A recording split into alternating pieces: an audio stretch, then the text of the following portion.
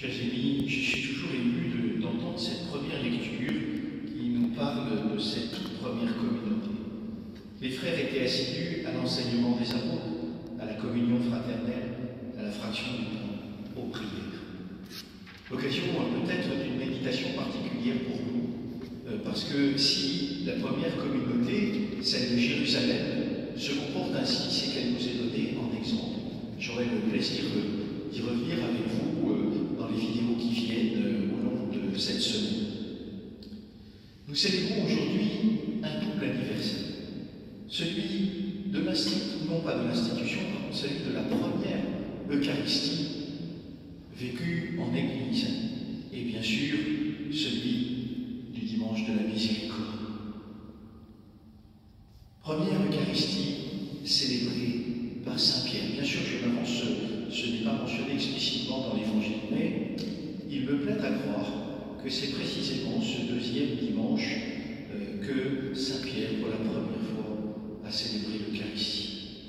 Nous pourrions peut-être imaginer cette scène.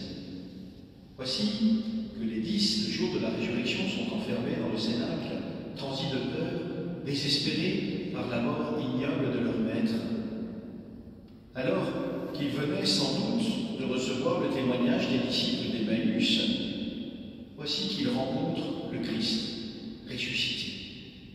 Une joie immense les saisit. Et c'est ainsi que tout bascule. La paix soit avec vous. Leur ayant dit cela, il souffla sur eux. 8 jours plus tard, premier jour de la semaine, les voici de nouveau réunis dans ce même cénacle avec Thomas. Mais cette fois, la situation a bien changé. Même si les portes sont fermées par peur des Juifs, des poltrons apeurés du jour de Pâques, les apôtres se sont métamorphosés en disciples fervents.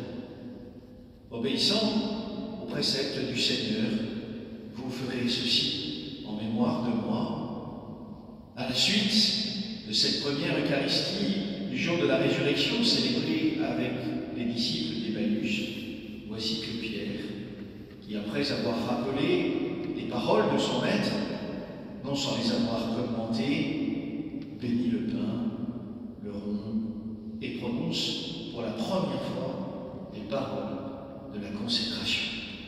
Prenez, mangez, c'est mon corps livré pour vous. J'imagine son émotion. Peut-être devait-il se sentir tout petit face au mystère et en même temps saisi par cette humilité de Dieu qui vient se cacher dans cette petite hostie de pain. Je te tiens en mes mains, Seigneur, moi, le rude pécheur des bords de la Galilée, moi qui t'ai abandonné au moment où tu avais le plus besoin de moi, au moment où tu livrais ton corps sur le bois de cette croix. Tu es là, immense et fragile, entre les mains calleuses du pécheur. La puissance de ta force vitale vient revêtir leur être de beauté et les fortifier dans cette première communion. Voici alors que s'accomplit l'inattendu.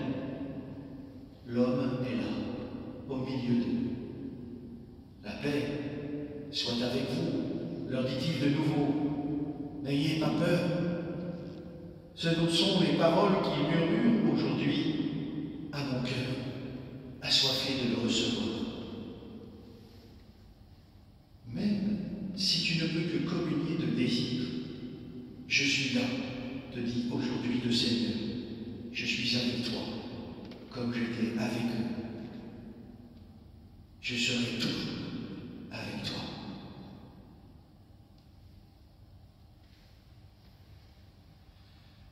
Mais aujourd'hui, c'est aussi le dimanche de la miséricorde. C'est un beau nom. Il vient du pouvoir qui est conféré aux apôtres. C'est Jean-Paul II qui l'a inauguré comme tel.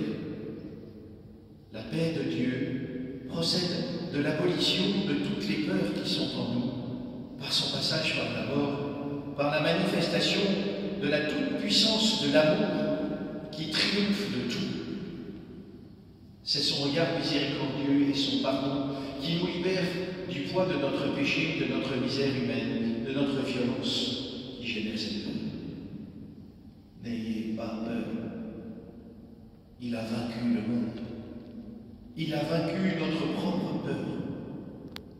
Nous vivons dans une société de peur.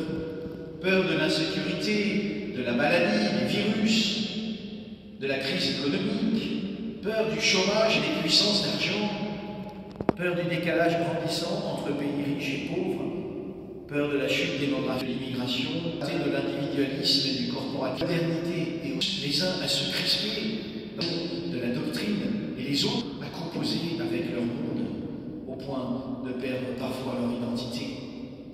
Peur face à la montée des sectes et de l'islam, peur face à la chute de la pratique religieuse et du petit nombre de prêtres, peur face à la psychanalyse, à la paléontologie, peur face à la sécularisation.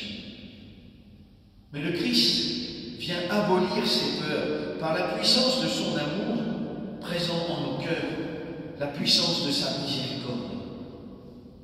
Je vous ai dit ces choses, nous dit-il juste avant de subir la passion, afin que vous ayez la paix en vous. Vous aurez des tribulations dans le monde, mais prenez courage. J'ai vaincu le monde. Seul un Dieu qui a pris sur lui les ténèbres, qui a ouvert son cœur à la misère, qui a rejoint l'enfant crucifié ou dévoré par les chiens, peut délivrer les hommes en toute lucidité et connaissance de cause de l'abîme du mal. N'ayez pas peur, j'ai vaincu le monde. Vous savez que celui qui a introduit cette fête de la miséricorde est le pape du courage, Saint Jean-Paul II, qui n'a pas eu peur, mais qui a fait triompher l'Évangile parce qu'il était animé du même courage que celui du Christ, qui a avancé en portant cette croix, qui a avancé jusqu'au supplice ultime.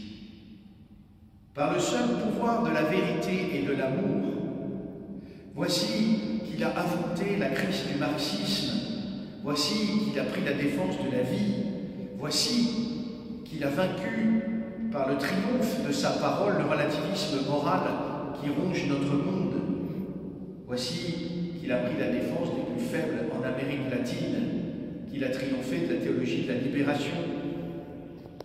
Voici qu'il n'a pas eu peur d'aller à la rencontre des autres religions à Assise, qu'il n'a pas eu peur d'aller à la rencontre de tous ces jeunes musulmans à Casablanca. Oui, il n'avait pas peur, comme si toutes les forces obscures de ce monde n'avaient pas prise sur lui, comme s'il avait déjà donné sa vie par amour, comme le Christ sur la croix. Un soir, alors que Karol déclamait un grand texte de la littérature polonaise, les Allemands se mirent à bombarder la ville. Dans le bruit des sirènes et des explosions, on n'entendait plus que le son de sa voix. Lui continuait à parler, comme si de rien n'était. De la jeune femme, un homme capable de parler à temps, et la parole est portée par le souffle, capable de soulever parce qu'il est ce qu'il devait être. Toute parole, tout verbe est porté par un souffle, bon ou mauvais. Ici, le souffle de la puissance de l'Esprit de Dieu et non celui de l'Esprit humain. Quel est l'Esprit qui porte ma parole? L'Esprit de la miséricorde et de l'amour du Seigneur? Ou l'Esprit de ce monde? L'Esprit qui anime et qui insuffle la vie? Ou l'Esprit qui me réduit à la peur? Telle est la puissance de la miséricorde, le retournement du mal pour l'amour, par l'amour. Je repense à cet homme en blanc qui est parti. Cela fait 15 ans déjà, 4 avril 2015, 5. Je repense à son espérance, à son corps meurtri et souffrant, qui a été jusqu'au bout. Il avait plongé sa main dans les plaies du Christ. Il portait jusqu'en sa chair la puissance d'un Dieu humilié, qui a pris sur lui la faiblesse, l'abîme humain. Il témoignait d'un amour fort comme la mort, et même plus fort encore, car le Christ a triomphé de la mort, et à ceux qui étaient dans le tombeau, il a donné la vie. Qu'il vienne au